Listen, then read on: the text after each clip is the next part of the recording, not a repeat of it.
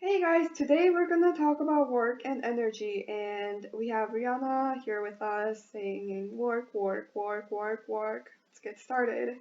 So, what is work? Work is the amount of energy that's transferred when force is applied over a distance.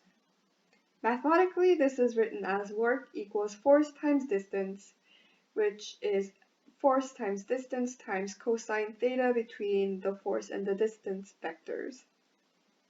Work is work in joules, force is in F in unit newtons, and D is displacement in unit meters.